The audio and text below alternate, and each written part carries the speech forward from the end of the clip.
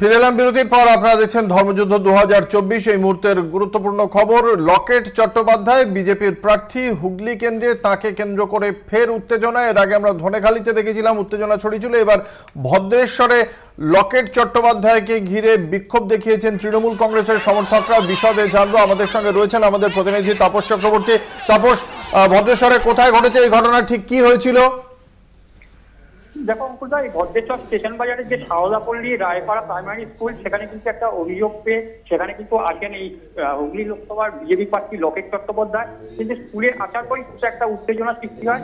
সেখানে থাকা তৃণমূল কর্মী সমর্থক তারা কিন্তু জয় বাংলা ধ্বনি দেয়। এরপরেই কিন্তু বিজেপি কর্মী সমর্থক তারাও জয় শ্রীরাম স্লোগান দেয়।